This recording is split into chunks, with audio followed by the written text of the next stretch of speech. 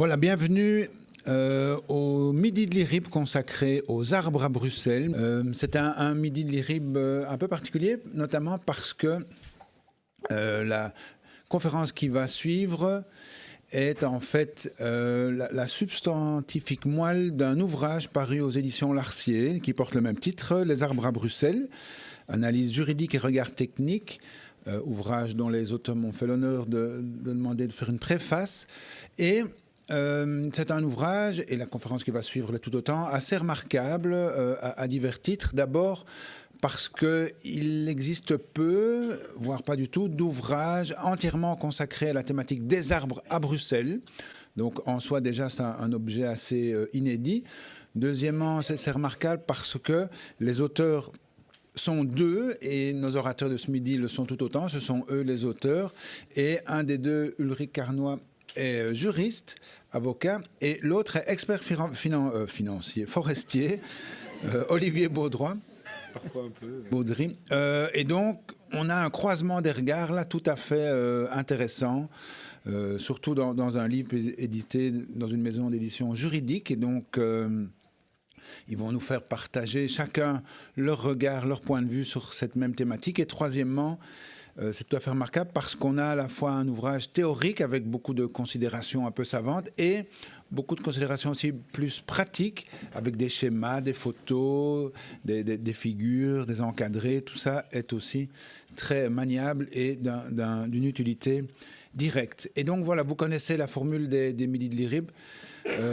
Les orateurs ont 3/4 d'heure pour livrer leurs résultats, et ensuite un discutant va venir nous rejoindre, je l'espère, à temps pour discuter des résultats de leur travail. Et là, ils pourront répondre. Le tout prendra un petit quart d'heure. Et ensuite, vous aurez une demi-heure de questions-réponses pour soumettre les orateurs à un feu roulant de questions légitimes, pertinentes. Vous avez la parole. Merci beaucoup. Bonjour à toutes et tous, et ravi de venir vous présenter la substantifique moelle, comme on dit, de l'ouvrage. Et donc cet ouvrage, pour rappeler le contexte, il a commencé dans le cadre d'une étude qui a été commanditée par Bruxelles Environnement, et dont vous avez le titre sur le slide, et qui visait déjà à associer l'aspect juridique et l'aspect technique dans le régime de protection des arbres, dans le cadre des processus de végétalisation en ville, puisque on va en discuter, mais les végétaux représentent un enjeu majeur, non seulement en termes de biodiversité, mais aussi d'adaptation aux modifications climatiques qu'on subit, notamment les îlots de chaleur que vous connaissez peut-être. Et donc on a cette importance des arbres. Les arbres, ils reflètent aujourd'hui une importance majeure dans le chef des citoyens, dans le chef de la biodiversité, si elle peut avoir un chef en tant que tel, mais en tant que de valeur en tant que tel.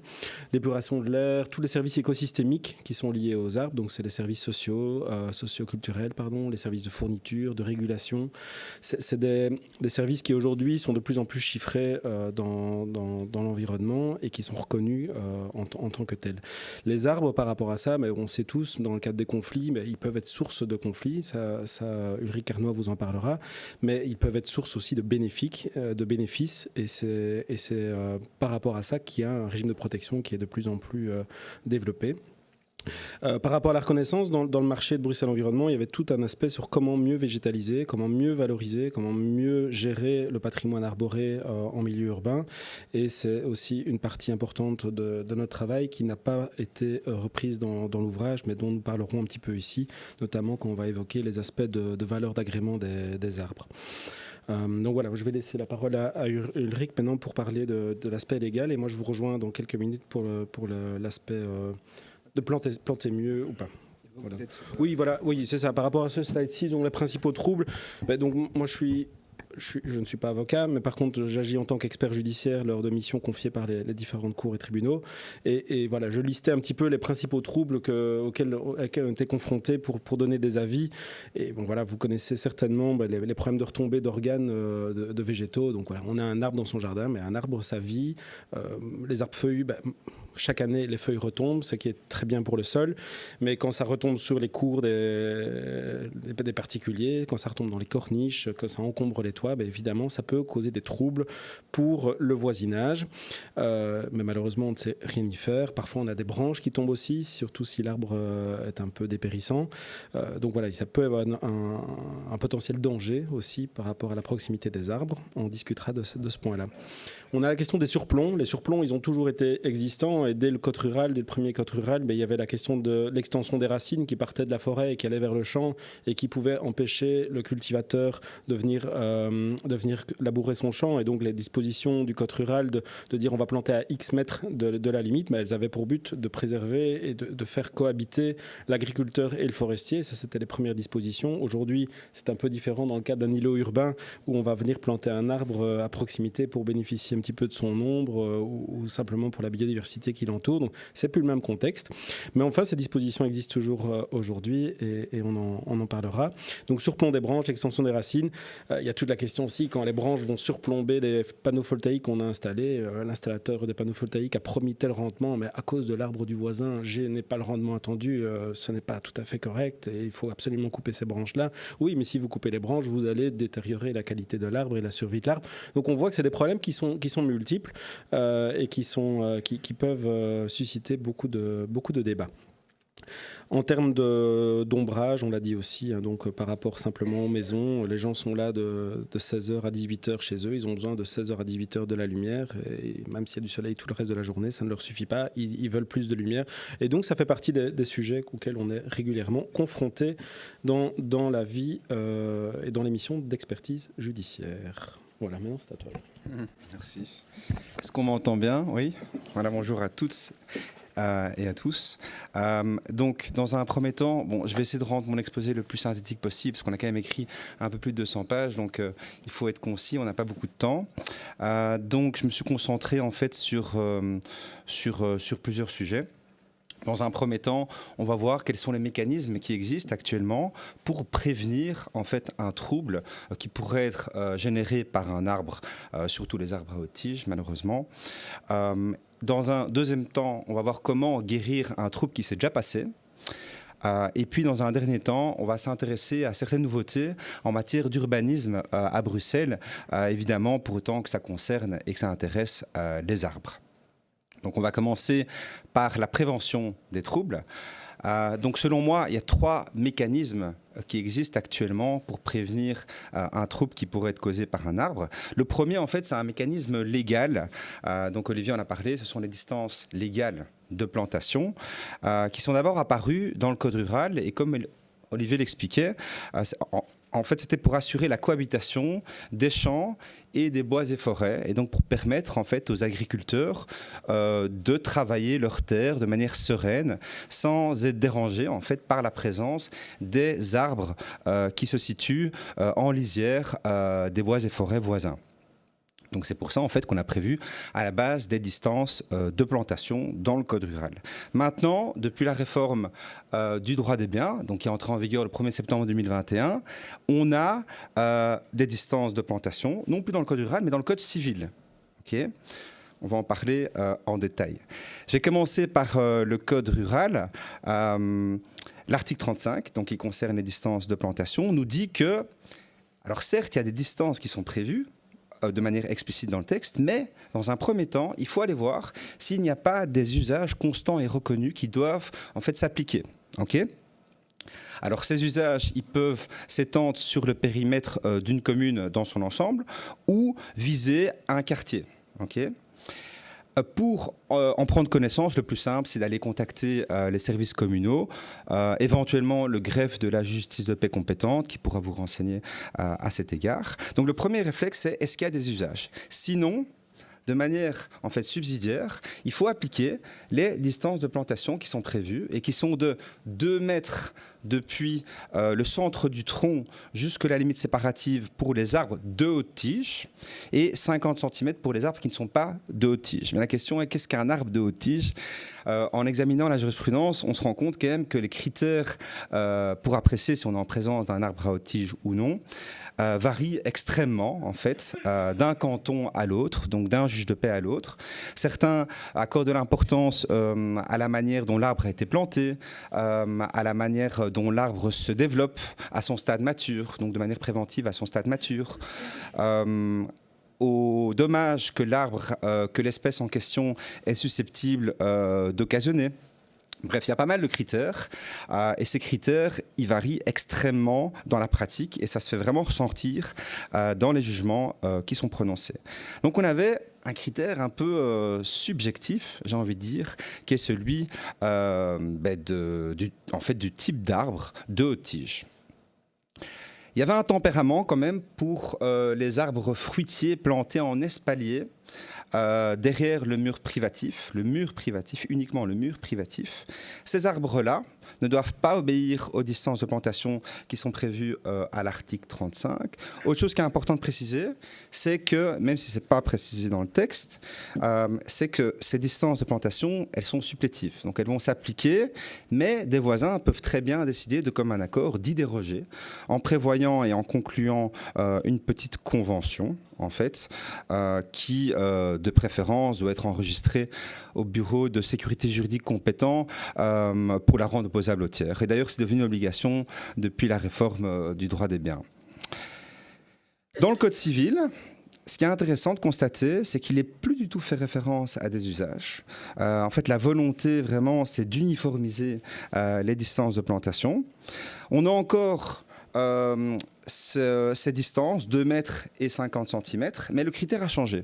On se réfère à un critère beaucoup plus objectif, qui n'est plus donc lié à la présence d'un arbre à haute tige, mais qui est lié en fait à la hauteur de l'arbre. En fait, les arbres de minimum 2 mètres doivent être plantés à une distance de 2 mètres de la limite séparative, toujours à partir évidemment du centre du tronc, et les autres, c'est 50 cm.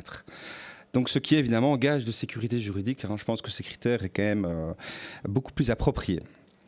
On a toujours un tempérament, mais pour les plantations qui ne dépassent pas la clôture séparative, donc c'est beaucoup plus large que le tempérament qui était prévu dans le code rural. On vise les plantations, donc toutes les plantations, plus uniquement les arbres fruitiers, et qui ne dépassent pas la clôture, ce qui est un terme plus large que le seul mur, et la clôture séparative. Donc pas uniquement la clôture privative, également la clôture mitoyenne du coup. Donc voilà, les choses ont un peu changé. La deuxième manière de prévenir un trouble, c'est de faire appel en fait au bourgmestre. Donc on peut faire appel au bourgmestre si un arbre à haute tige menace de s'effondrer. Donc on peut demander au bourgmestre, sur base de sa compétence de police générale, et plus précisément l'article 135, paragraphe 2 de la nouvelle loi communale, de prendre un arrêté en fait, pour ordonner l'abattage immédiat d'un arbre qui va s'effondrer. En fait. Alors, tant dans la sphère publique que dans la sphère privée, parce que c'est quand même la sécurité publique des riverains qui est en cause. Est-ce que le bourgmestre doit demander et obtenir un permis d'urbanisme pour prendre cet arrêté? Non. Mais par contre, le propriétaire, en fait, qui se voit imposer la mise en œuvre de cet arrêté, devra, en théorie, régulariser a posteriori et donc devra demander un permis d'urbanisme auprès de la commune et il devra l'obtenir. Bon, en général, il l'obtiendra et dans les conditions du permis, il devra planter du coup un autre arbre à haute tige. La troisième manière de prévenir un trouble, c'est un mécanisme judiciaire. Donc le précédent en fait, c'était un mécanisme extrajudiciaire. Il ne fallait pas passer par la justice, juste contacter le bourgmestre. Ici, maintenant, on a une action, c'est vraiment une nouveauté, une action en prévention d'un trouble anormal de voisinage.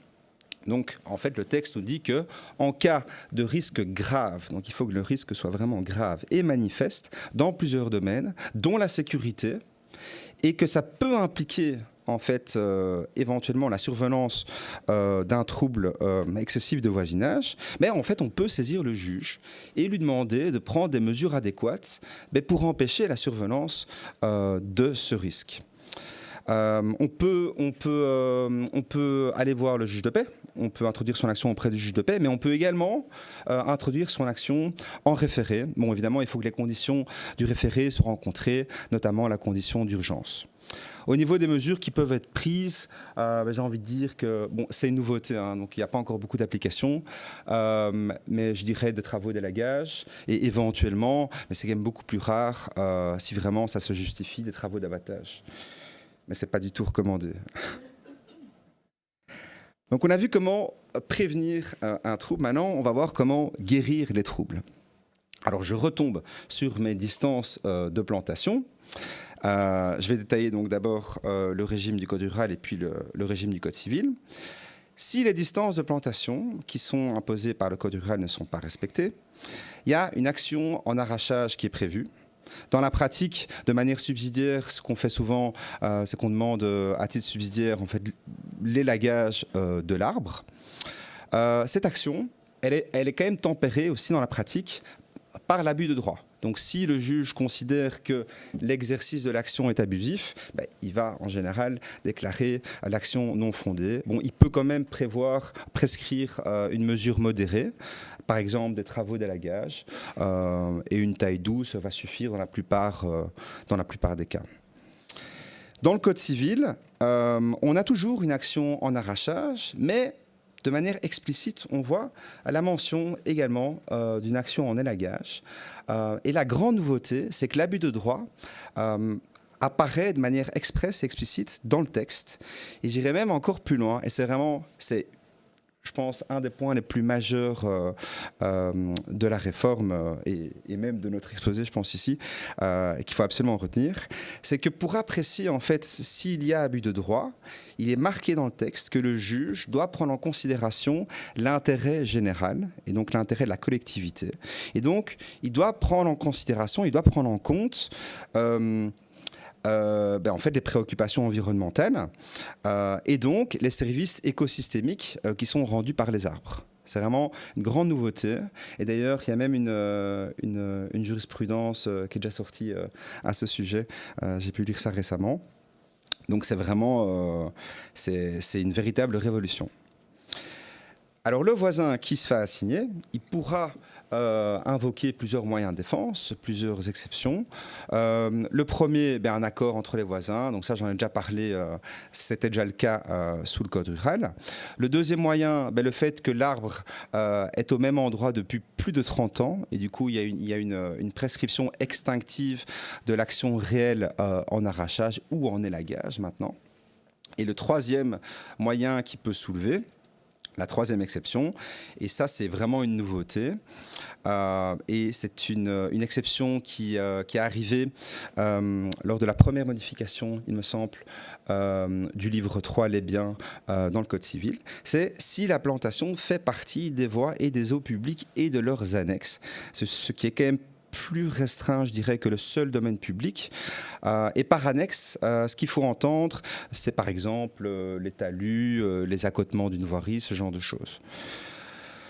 Donc, si l'arbre, en fait, se situe sur le domaine public, en fait, même si les distances de plantation ne sont pas respectées, en fait, il peut rester en place. Et j'irai même encore plus loin, cette réforme, elle a un effet rétroactif. C'est expressément prévu. Donc, elle va également s'appliquer aux situations antérieures qui sont régies par le Code rural. Okay. Alors, j'y reviendrai évidemment. Alors, une autre manière de guérir les troubles, ça c'est le régime des racines et des branches envahissantes. Donc, sous le Code rural, on avait la possibilité, si une racine arrivait en fait sur son terrain, donc une racine qui vient d'un arbre voisin, on avait la possibilité de directement couper les racines. C'était un droit qui était accordé par le Code rural. Et si on avait des surplombs qui proviennent d'un arbre voisin, donc sur sa propriété, on avait la possibilité de demander au juge de condamner le voisin à couper les surplombs sous peine d'astreinte, ou encore de demander au juge d'être autorisé à faire couper les surplombs par un homme de métier aux frais du voisin. Okay, ça, c'est le régime du Code rural. Maintenant, dans le nouveau Code civil, les choses ont changé. Il faut impérativement adresser une mise en demeure par voie recommandée. Et ce n'est que si, à l'expiration d'un délai de 60 jours, s'il n'y a pas d'intervention ou s'il n'y a pas d'intervention, on va dire complète et satisfaisante, qu'on a le droit de soit couper soi-même aux frais du voisin les surplombs et les racines, mais il faut assumer le risque des dommages causés aux plantations, soit à nouveau faire couper par le voisin. Et là, à nouveau, il est encore fait mention de l'abus de droit dans le texte. Donc le juge doit voir si l'exercice de l'action n'est pas abusif. Et à nouveau, il doit prendre en considération les services écosystémiques rendus par les arbres. Et il n'y a pas de prescription pour cette action. Alors la troisième manière de guérir un trouble, ça existait déjà dans le passé, mais maintenant cette action est présente dans le code à l'article 3.101, donc c'est l'action en trouble de voisinage. Okay. Donc, donc ça, c'est une responsabilité sans faute, hein, déjà. Si on a un trouble qui va venir perturber en fait les jouissances respectives des voisins, à un point tel que qu'il est anormal, que c'est juste pas possible, on est en présence d'un trouble anormal ou excessif maintenant de voisinage, et le juge doit intervenir. Okay. Alors, pour apprécier si on est en présence d'un trouble excessif de voisinage, parce que c'est quoi un trouble excessif de voisinage? Le juge doit prendre en considération toute une série de critères qui apparaissent dans le texte. Il y a une liste qui est donnée, mais qui est non exhaustive, donc il peut prendre en considération d'autres critères. Alors on fait par exemple préférence à l'intensité du trouble. Ça pourrait concerner la situation d'un arbre qui génère beaucoup d'allergènes à une certaine période de l'année. Alors le moment où la fréquence, vous savez par exemple qu'entre mai et octobre, les arbres feuillus en fait génèrent beaucoup d'ombre, mais en dehors en fait de cette période-là, on est dans une période dite de repos végétatif. Voilà, le juge doit le prendre en considération. Alors également, la préoccupation ou la destination publique du bien immeuble d'où le trouble causé provient. Ça signifie quoi? En fait, ça vise tout simplement, entre autres, les troubles qui proviennent, par exemple, de travaux réalisés sur un arbre sur la voie publique. Donc, s'il constate qu'on est en présence d'un trouble excessif de voisinage, le juge va devoir prendre des mesures pour rétablir en fait l'équilibre. Alors ces mesures, ce sont les suivantes. Donc il peut choisir en fait une ou plusieurs mesures. Il y a une indemnité en argent, évidemment. Il y a une indemnité pour les coûts liés aux mesures compensatoires. Alors ça vise par exemple la situation où, je vous donne un exemple, une gouttière a été fortement obstruée, voilà, de manière régulière. Il a fallu la remplacer. Le voisin a acheté une nouvelle gouttière. Il faut évidemment le rembourser. Okay. Évidemment, la mesure la plus communément utilisée, c'est celle qui va permettre de ramener le trouble à un niveau normal. Et ça, en fait, qu'est-ce que ça vise? Ça vise des travaux, tout simplement. Généralement, des travaux, d'élagage, et vraiment, de manière exceptionnelle, si vraiment ça se justifie, des travaux d'étêtage, donc en fait couper la tête de l'arbre, ou des travaux d'abattage. Je ne rentre pas trop dans les détails, malheureusement, j'ai pas trop le temps. Alors ça, c'est quand même très intéressant aussi et très important. Est-ce qu'il faut renoncer à l'application du Code rural? Vous avez remarqué que j'ai détaillé tant le régime du Code rural que le nouveau régime du Code civil. Et c'est bien pour une raison spécifique. C'est parce qu'il faut encore le prendre en considération. Alors je vous explique tout de suite. La loi en fait, du 4 février 2020 qui a inséré le livre 3, donc les biens, dans le Code civil, elle est entrée en vigueur le 1er septembre 2021. Alors certes, elle a abrogé les dispositions phares du Code rural, les articles 35 à 37, mais l'article 37 de cette loi de 2020, il contient un régime transitoire. Et il nous dit en fait que la loi ne s'applique pas aux effets futurs des actes et des faits juridiques qui sont survenus avant son entrée en vigueur. Donc avant le 1er septembre 2021. Mais qu'est-ce qu'un fait juridique ? C'est la question qu'il faut se poser. Et justement, la Cour constitutionnelle, le 21 octobre 2021, elle a rendu un arrêt assez atypique, dans le sens où elle considère en fait que le fait juridique à prendre en considération, c'est la réalisation de la plantation. Donc selon la Cour, si la plantation a été réalisée avant le 1er septembre 2021, il faut en fait encore appliquer les dispositions du Code rural et il ne faut pas appliquer les nouvelles dispositions du Code civil. Si la plantation a été réalisée après le 1er septembre 2021, il faut appliquer les nouvelles dispositions du Code civil. Alors, je comprends ce raisonnement pour le premier régime, le régime des distances de plantation, mais franchement, pour le régime des racines et des branches envahissantes, je ne comprends pas. Parce que pour moi, le fait juridique, et je ne suis pas du tout le seul à le penser, le fait juridique à prendre en considération, c'est l'empiètement.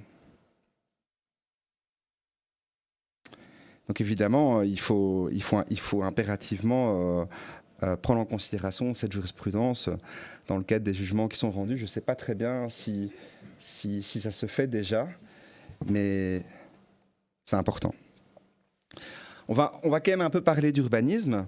Bon, j'ai pas le temps évidemment de rentrer dans tous les détails, donc je vais me limiter à ce qui suit.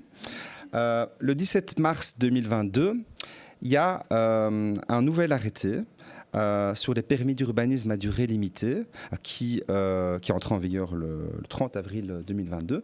Mais en même temps, il y a eu une autre réforme. En fait, l'arrêté minime importance du 13 novembre 2008, qui est l'arrêté qui dispense de permis d'urbanisme toute une série d'actes et travaux et qui prévoit aussi un allègement procédural pour certains actes et travaux. Cet arrêté a aussi été modifié. Donc on a une double réforme qui intervient en même temps et qui entre en vigueur le 30 avril 2022. Alors quand on regarde la rubrique 1.9 de l'annexe du nouvel arrêté sur les permis d'urbanisme à durée limitée qui a remplacé l'arrêté de 2004, on se rend compte que il y a quelque chose qui nous intéresse.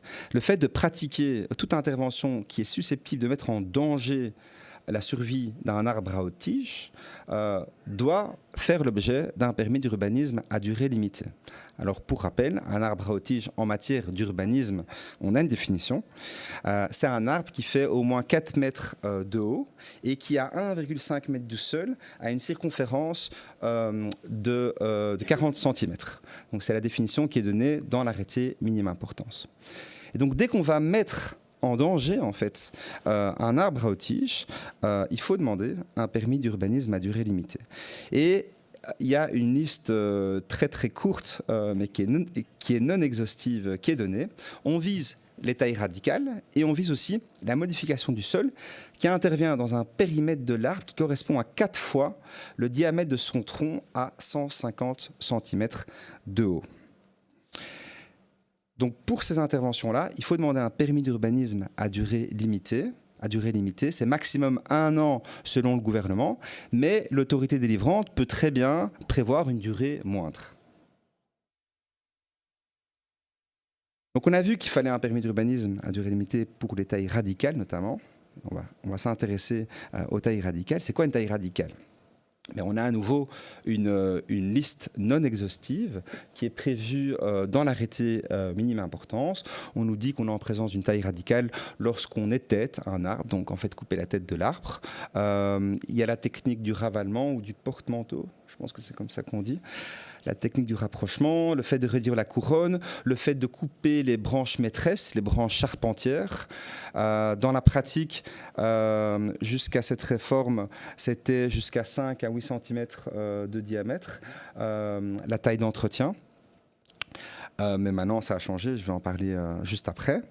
Le fait d'enlever une partie circonscrite du houppier, pour adapter la couronne aux contraintes locales, et le fait de modifier de manière significative la forme du houppier ou la structure et ou la composition de la végétation de l'arbre. Alors quand on voit cette liste, c'est beaucoup de choses, mais à partir de quand on va réduire la couronne de l'arbre? À partir de quand on est en présence d'une branche maîtresse ou d'une branche charpentière? À partir de quand on modifie de manière significative la forme du houppier? Mais toutes ces questions, on ne trouve pas vraiment de réponse en fait dans la réglementation, mais on en trouve quand même, dans la mesure où on a une définition de la taille d'entretien dans l'arrêté minime importance, qui nous dit que si en fait, lorsqu'on coupe une branche saine et vivante, cette branche en fait n'a pas une circonférence de plus de 22 cm, ou si on n'enlève pas plus du tiers du houppier, on reste dans le registre d'une taille d'entretien. Okay. Alors, ce qu'il faut aussi savoir, c'est que si on modifie la silhouette d'un arbre remarquable, là également, on n'est plus dans le registre d'une taille d'entretien, on tombe dans le registre d'une taille radicale. Et donc, vous l'aurez compris, en fait, si en procédant à votre taille, vous ne respectez pas ces critères, automatiquement, de manière subsidiaire, vous tombez dans le registre des tailles radicales, qui a en fait une catégorie, on va dire, résiduaire. Et donc, vous devez demander un permis d'urbanisme à durée limitée. Bon, évidemment, je me demande vraiment en fait, comment les administrations vont déployer des moyens pour essayer de voir tout simplement, en fait de déceler tout simplement les tailles radicales, parce que c'est extrêmement compliqué. Alors pour les abattages, je peux comprendre, il y a les vues aériennes et les orthophotoplans qui permettent donc de voir depuis le ciel si des arbres à haute tige ont été abattus. Mais pour les tailles radicales, le distinguer, ça va vraiment être compliqué, je pense. Un dernier petit mot, et après je laisse la parole à Olivier, mais pas des moindres. Une question importante. Est-ce qu'une condamnation judiciaire d'abattage vaut ou non permis ? Alors, je vous rappelle quand même le contexte, parce que c'est quand même une question importante. Moi, je remarque quand même dans ma pratique de plus en plus qu'il y a énormément de juges de paix qui prononcent des condamnations d'abattage, donc abattre un arbre à haute tige, parce que sinon il ne faut pas de permis. Abattre un arbre à haute tige, sauf s'il est mort ou dépérissant, évidemment, parce que là, il ne faut pas non plus de permis.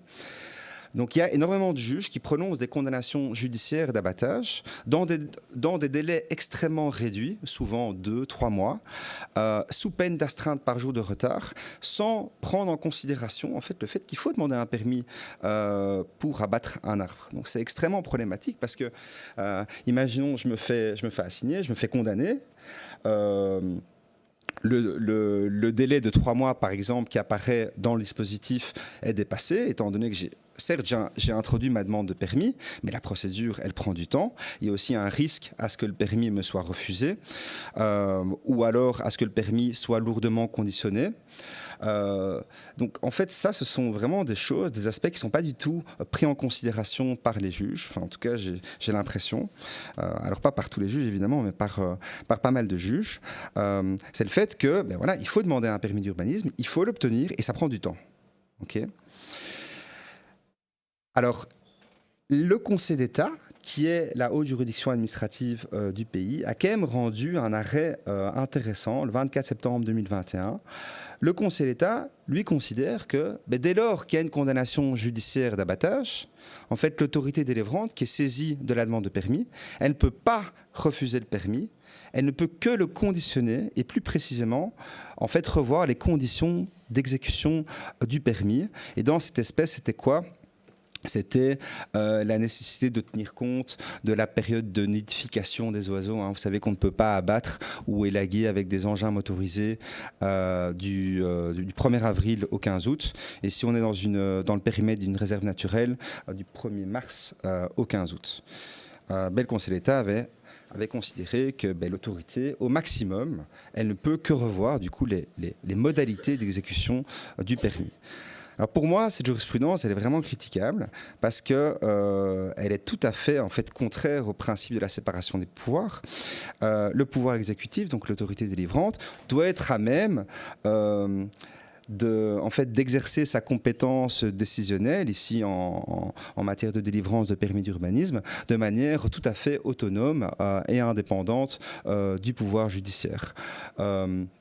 Cette jurisprudence, elle est tout à fait contraire au principe de la séparation des pouvoirs dans la mesure où elle implique que l'autorité délivrante, le pouvoir exécutif, doit se plier en fait à la condamnation judiciaire d'abattage qui provient du coup du pouvoir judiciaire. Donc pour moi, c'est pas tout à fait... Enfin, en tout cas... moi, je considère que cette jurisprudence, elle est contraire à ce principe. Alors évidemment, il y a des solutions. Parmi les solutions qui peuvent être retenues, il y en a surtout une pour moi. Ce serait de modifier l'arrêté minime importance du 13 novembre 2008, donc, que j'évoquais tout à l'heure, et qui précise du coup les actes et travaux qui sont expressément dispensés de permis d'urbanisme. Donc si on prévoit dans cet arrêté, le fait qu'en présence d'une condamnation judiciaire d'abattage, il ne faut pas demander de permis d'urbanisme dans la foulée, évidemment, ça réglerait les choses. Et j'irais même encore plus loin. Je pense que c'est également nécessaire de dispenser de permis d'urbanisme les actes et travaux qui sont liés, en fait, de manière étroite avec l'abattage d'un arbre à haute tige. Donc, prenons par exemple... comme exemple, qu'est-ce que je pourrais donner? Je pourrais donner comme exemple un litige où on a un arbre à haute tige qui est planté par exemple à 50 cm de la limite séparative. La limite séparative, c'est quoi? C'est un mur privatif, un mur mitoyen ou un mur de soutènement. L'arbre, il occasionne une gêne, il fait pression sur le mur se dégrade, est en train de s'écrouler. Il faut le reconstruire. Donc il faut le démolir et le reconstruire. Mais évidemment, ces actes et travaux-là doivent être réalisés en même temps que l'abattage. Et donc, si on prévoit une dispense de permis uniquement pour l'abattage, mais pas pour la démolition et la reconstruction du mur, ça n'a pas vraiment de sens. Donc, voilà, je vais laisser la parole à Olivier pour la suite. Et donc la seconde partie de la mission qui avait été confiée par Bruxelles Environnement, c'était de voir comment on pouvait mieux végétaliser l'espace public et planter plus finalement et planter mieux. On verra si c'est toujours bien de planter plus et comment on peut quantifier ça. Et alors de fournir des propositions aussi de modification du corpus juridique et éventuellement au niveau de la pratique, au niveau des demandes de permis, de voir comment on pouvait faire pour faciliter la vie de tout le monde dans un contexte changeant. Les enjeux, voilà, sur cette carte de la région de Bruxelles-Capitale, tous les espaces verts sont catégorisés avec une symbologie de couleur, et vous voyez les zones en vert foncé, c'est les noyaux, on va dire, de végétaux, et on voit qu'on a des zones plus ou moins végétales sur le territoire, et ça a des conséquences sur l'ensemble des services écosystémiques qui sont remplis par la végétation et dont la population peut bénéficier. On devine évidemment le centre urbain de la région, où là on a quasi une absence de verre, mis à part quelques arbres isolés. On peut désormais déjà voir dans quelle mesure la relation, la proximité entre le citoyen et la végétation peut évoluer suivant qu'on se trouve dans une région plus verte ou moins verte. L'importance du service écosystémique socio-culturel, la proximité, le bienfait que l'art peut apporter à chacun de le voir tous les jours. Il est différent selon qu'on habite dans une commune très verte comme par exemple Watermael, Boisfort et Bruxelles-Ville, le centre de Bruxelles-Ville. Et donc ça peut amener une différence relative d'importance de l'arbre, et c'est quand même un élément qu'on peut percevoir même dans des jugements. Alors une autre illustration de la région, c'est déjà une ancienne carte, mais elle représente ce qu'on appelle les îlots de chaleur, et donc c'est quelle est la température moyenne ici pendant les mois d'été. Et alors c'était une période 1987-2016, donc c'est des données qui sont déjà un petit peu vieilles, mais on voit évidemment qu'on a des différences de température, et si vous regardez la symbologie de couleur, elle est inversement proportionnelle finalement à la présence de vert, puisque on sait que la végétation, les arbres, ils vont tamponner les extrêmes en termes climatiques, ils vont relâcher de l'eau qui va réguler un petit peu mieux les températures. Alors pourquoi c'est intéressant de montrer ça? Moi je trouve que c'est passionnant parce qu'il y a une grosse discussion dans les forestiers aussi sur qu'est-ce qu'une espèce indigène et comment les espèces vont évoluer avec le contexte des changements climatiques. Mais si on représente ces températures moyennes, voilà la température moyenne de Bruxelles selon l'IRM, mais en fait elle est en forêt de soigne. Par contre, au centre-ville de Bruxelles, la température moyenne en période estivale, c'est la température de Lyon. Alors quand on va dire qu'une espèce est indigène au centre de Bruxelles, en fait, est-ce que c'est réellement indigène par rapport à l'histoire au siècle passé, ou est-ce que c'est par rapport aux conditions auxquelles on va exposer cette espèce lorsqu'on va la planter ou la laisser en régénération naturelle? Et donc voilà, c'est intéressant parce qu'on voit finalement que dans le centre de Bruxelles, si on veut planter une espèce, on a intérêt à anticiper aussi les points. Et c'est intéressant parce que parfois, les communes, dans les octrois de permis, elles obligent à recourir à une liste prédéterminée d'espèces. Alors souvent, on prend les espèces indigènes, parce qu'effectivement, les espèces indigènes ont un cortège faunistique plus intéressant. Il y a plus d'espèces animales qui vivent autour des espèces indigènes que des espèces exotiques aujourd'hui. Enfin, il faut voir ce qu'on appelle exotique. Si ça vient de Lyon ou du sud de la France, c'est moins exotique que si ça vient évidemment du Pérou, pour prendre un exemple. Mais donc, voilà, c'est des choses qui doivent nous mettre en perspective et nous dire, voilà, il y a un texte, je parle à des juristes ici, mais il y a un texte juridique qui fige les choses, mais l'environnement, le climat, tout ça, ça bouge et certainement qu'il faudra bouger assez vite. Alors, planter plus, planter mieux, mais voilà quelques exemples de possibilités de plantation où on pourrait mieux planter en ville. Et dans certains cas, on va se poser la question comment juridiquement c'est possible. La petite image à gauche, vous voyez, là, il y a des petits terre-pleins au milieu d'une avenue. Mais donc, évidemment, là, on peut toujours végétaliser. Ça semble logique. Les toitures, ça, c'est une image qui est prise de mémoire à New York, où vous avez sur ces gratte-ciels des végétaux. Est-ce que ça a du sens, pas du sens? C'est pas tellement la question. Mais on peut végétaliser aussi les toitures, ce qui modère et ce qui apporte des avantages architecturaux aussi. Des bacs, on peut planter de plein de manières différentes les milieux urbains, et pas forcément des arbres. On peut planter aussi parfois des espèces plus arbustives qui vont aussi avoir des intérêts et peut-être moins de contraintes sur l'environnement voisin, moins de besoins en eau, moins de troubles qui vont être générés. Donc dans l'adaptation de ce qu'on va planter, on a un panel de possibilités. Voilà, si je reprends d'autres avenues que vous reconnaissez peut-être ici à Bruxelles, sur la photo à gauche, évidemment, on a de la place pour planter. Évidemment, on n'a peut-être pas de la place pour mettre un tilleul qui va faire 20 mètres de diamètre, mais on a une possibilité d'aller diversifier en tout cas le paysage et ramener du vert un petit peu partout, y compris dans les aménagements où sur la photo droite, vous voyez des espaces qui sont rendus perméables à l'eau, à l'infiltration, parce que c'est très bien de planter, mais si vous plantez et vous imperméabilisez tout autour, en fait, la végétation va simplement mourir ou souffrir encore plus des extrêmes climatiques. Et donc, on a besoin d'infiltrer l'eau dans le sol. Il y a des enjeux d'arbres, de trames vertes, trames bleues, comme on appelle ça aussi, qui sont liés. Donc, on doit diversifier les espèces, diversifier les types de végétation. Alors, un point que moi je trouve particulièrement important, c'est peut-être parce que je suis forestier à la base, mais bon, je travaille quand même beaucoup en ville aussi, mais je trouve qu'on fige un peu trop un arbre coupé égale un arbre planté. C'est une règle qui peut avoir du sens dans un cadre urbain très dense, mais qui a peu finalement de pertinence dans le cas des massifs. Pourquoi ? Parce qu'on sait bien, sur la courbe, on le voit, mais au cours du temps, si on laisse un terrain en friche, au début, on a beaucoup de semi-naturels qui s'installent. Il y a beaucoup d'arbres par hectare ou par mètre carré, si c'est plus facile pour vous de l'aborder comme ça. Par mètre carré, on aura beaucoup d'arbres. Parfois, on aura 100 arbres par mètre carré, mais on sait bien que sur ce mètre carré-là, si on se projette dans 50 ans, 100 ans, on n'aura pas la place pour avoir encore ce nombre d'arbres. Et donc, le nombre d'arbres, il diminue au cours du temps. Ça, c'est classique dans toutes les forêts qui sont laissées à leur évolution naturelle.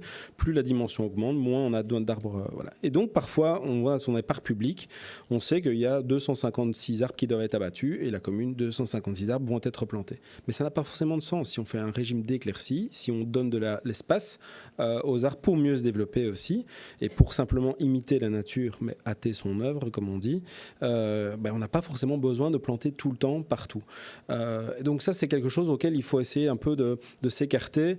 Et là, on s'est posé beaucoup la question pendant la rédaction de l'ouvrage aussi écologique, est-ce qu'on est encore dans le droit de l'urbanisme, le droit de l'environnement, quelque part, puisque un arbre qui va être abattu, c'est pas comme un banc qui va être déplacé ou un mur qui va être construit. C'est quelque chose qui va bouger au cours du temps. Donc, on est un peu dans une zone de transition.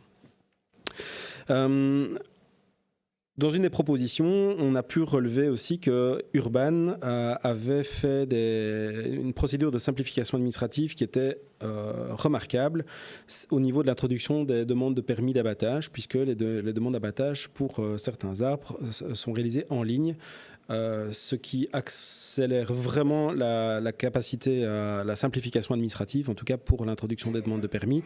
De leur côté, je ne sais pas si ça s'est amélioré, Bruno nous en parlera peut-être tout à l'heure, mais en tout cas, ça a simplifié vraiment du côté des demandeurs. C'est quelque chose qu'on pourrait vraiment souligner parce que abattre un arbre même quasi mort aujourd'hui, c'est dérecommandé. Enfin, vous connaissez tous le problème de l'aspect administratif qui est très lourd. C'est un coût qui n'est pas négligeable. Dans certaines communes, on paye par arbre. Donc, si vous avez 10 arbres, vous êtes déjà parfois à 600-700 € juste pour l'introduction du permis administrativement. Plus la personne qui va finir faire les relevés, plus les recommander. Enfin, ça devient forcément un peu lourd pour ce que c'est. Alors, pourquoi c'est aussi intéressant de simplifier ces aspects-là? Et on a fait des propositions concrètes dans notre étude, et il y en a une partie qui sont reprises dans l'ouvrage. C'est qu'on pense que le rythme des demandes de permis d'abattage, ou en tout cas va augmenter, parce qu'on constate de plus en plus de dépérissement dans la végétation, dans les arbres. On a des maladies émergentes, des maladies qui n'étaient pas connues avant. C'est le cas du frêne pour l'instant. Ça a été le cas, les scolites de l'épicéa, on peut en parler, les dépérissements dans les Douglas, les chênes pédonculés qui dépérissent, les érables sycomores qui dépérissent. Voilà, on a un rythme qui s'accentue et on voit que ça augmente très fort. Et donc, les administrations risquent très vite d'être aussi un peu débordées par ça si les citoyens continuent à introduire des permis, ce qui est aussi encore une autre question. Parce que le nombre d'arbres dépérissants augmente. Donc, il va falloir bouger sur ce point-là. Alors, quelque chose qu'on a aussi mis en place, c'était de gérer différencièrement les procédures de permis d'urbanisme, notamment dans le cas des massifs boisés, dans des parcs. Il n'est pas parc de Woluwe, pour le citer. Parc de Woluwe, il y a eu des éclaircies qui ont été réalisées. Je schématise, mais c'est à peu près vrai. La demande de permis d'urbanisme, c'était une camionnette de papier pour aller demander, avec le nombre de copies à rendre. Est-ce que c'est réellement important? Voilà, c'est des choses sur lesquelles nous, on a un petit peu creusé. Il y a toute la question des espèces exotiques envahissantes. Donc, c'est des espèces qui ont été plantées, qui ont un potentiel de développement très important et qu'on ne les souhaite pas en milieu urbain. Je pense à l'élantre, par exemple, l'élantre glanduleuse, des espèces qui sont au Prunus serotina, donc le cerisier tardif, des espèces qui ont un potentiel de développement important. Est-ce qu'on a besoin d'un permis d'urbanisme et attendre 1 an, parfois, pour pouvoir abattre un arbre dont personne ne souhaite? Voilà. La question des arbres morts est aussi, en théorie, il n'y a pas de permis, mais certaines communes mettent des procédures simplifiées, mais c'est quand même des procédures avec un fonctionnaire qui se déplace pour constater que l'arbre est bien mort. Donc, le mécanisme d'urgence, on en a un petit peu parlé, par arrêté du bourgmestre, effectivement, il mérite plus de clarté parce que parfois il y a des abus aussi sur ce côté-là. L'urgence est parfois vite déclarée, alors que c'est pas tout à fait le cas. Et alors, un point sur lequel nous, on a insisté aussi, c'est toute l'évaluation monétaire des arbres et ce qu'on appelle la valeur d'agrément. Et donc, c'est une méthode qui est très peu connue par les avocats et par les juges, mais il existe des méthodes qui sont variables selon les régions et qui sont reconnues dans le monde aussi, mais qui estiment les services écosystémiques, ça les approche, quoi. Ça donne une évaluation monétaire, une valeur conventionnelle finalement de ce que l'arbre peut apporter à la collectivité. Et il y a, pour Bruxelles, par exemple, dans le cahier des charges type de la région de travaux de la région de Bruxelles-Capitale, il y a une méthodologie qui est définie là-dessus. En Flandre, on a la Wart-Bepaling van Bomen qui reprend aussi une méthode qui est proche de Bruxelles. En Wallonie, la méthode est un petit peu différente. Des méthodes anglaises, méthode Leeuwen, tout ça qui existent dessus. En France, ils ont développé un barème de l'arbre. Donc, il y a plein de méthodes, y compris en ligne, pour estimer ce que l'arbre vaut quelque part, au-delà de sa simple valeur marchande, parce que pour un arbre en milieu urbain, généralement, l'arbre, ça coûte, au lieu de rapporter, c'est pas comme en forêt.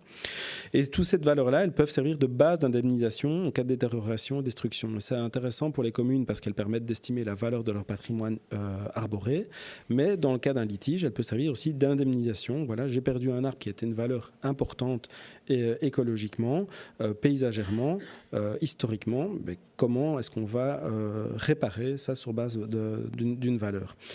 Et donc ça se prête par exemple, et ça peut justifier certains travaux. Ce que je vois sur cette photo où on a mis un petit trépied pour soutenir une branche, effectivement ça coûte parfois très cher d'aller faire des travaux sur un arbre, mais si on sait que sa valeur d'agrément c'est, je vais dire un chiffre, 25 000 €, ça a du sens d'aller mettre 2 000 € pour un travail. Alors dans l'ouvrage on avait fait quelques exemples, notamment ce cas-ci, et moi je terminerai là-dessus. 3 cas pour vous montrer, hein. Il y a le cas d'un chêne Cécile, la deuxième c'est un érable champêtre et un pin sylvestre, avec des dimensions plus ou moins importantes. Le chêne Cécile ici a 245 cm de circonférence, donc environ 80 cm de rayon. Eh bien voilà, vous avez la valeur d'agrément, elles sont comprises entre 21 000 et 25 000 euros. Pour ce chêne-là, selon les méthodologies qu'on utilise. Alors c'est toujours un peu risible de dire que si l'arbre se trouve, le même arbre à Overijse et à Rixensart et à Watermal, il va avoir des valeurs différentes, mais c'est une valeur conventionnelle, donc évidemment on doit se rattacher à ça. Les râpes champêtres, lui c'est une valeur en Wallonie, ça sera de 1 000 euros et ça peut monter jusqu'à 12 000 euros en France. Et voilà, et idem pour un pin sylvestre, 2 000 euros pour vous donner une idée, cet arbre-là, le pin sylvestre, valeur marchande 30 euros et la valeur d'agrément minimum 2 000 euros. Pour vous donner une idée de la reconnaissance qu'on donne à cet arbre-là. Il pourrait être utile d'intégrer des calculateurs en ligne pour faciliter les administrations à utiliser ça et en tout cas mieux communiquer sur l'existence même de ces méthodes pour qu'elles puissent être reconnues et appliquées. Alors c'est pas si évident que ça à utiliser. Parfois on arrive à des chiffres complètement loufoques aussi, donc il faut pouvoir relativiser. Il y a peut-être des adaptations à réaliser pour les espèces exotiques envahissantes. Est-ce que c'est utile d'intégrer une valeur d'agrément pour certaines espèces rares qui sont sous-valorisées aujourd'hui, mais donc de les mettre un petit peu mieux. Donc on a en tout cas un potentiel de mieux valoriser les services écosystémiques et c'est un petit peu la boucle de notre présentation. On reconnaît aujourd'hui que l'arbre, il a de plus en plus un rôle sociétal et de biodiversité plus fort. Ce n'est plus simplement de l'urbanisme comme un objet urbanistique qui est là ou pas là, à bonne distance, pas là pour 1 centimètre, on va l'abattre ou pas l'abattre. On reconnaît aussi toute sa valeur qu'il a pour nos sociétés aujourd'hui. L'ensemble de la végétation doit être valorisée. C'est une manière, la valeur d'agrément, pour le faire, mais on voit que les textes évoluent dans ce sens-là, ce qui est en soi une très bonne chose. On voit aussi que les citoyens sont fort sensibles à ça. Les administrations de plus en plus, il y a des moyens qui sont mis en œuvre par les administrations en Belgique. Et on peut quand même conclure aussi que Bruxelles possède, et la Belgique de manière générale, un des corpus juridiques les plus protectionneurs, ou les plus protecteurs plutôt, c'est plus français, protecteurs par rapport aux arbres en Europe, en tout cas presque dans le monde aussi. Quand on compare avec d'autres pays, il y a beaucoup de pays qui envient notre niveau de protection aussi par rapport à ça. Et voilà ce qui conclut notre présentation et on vous remercie pour votre attention. Je ne sais pas si le juge de Walk est arrivé, je ne pense pas. Mais Pas non. voilà. Bon, en fait, je vais vous applaudir.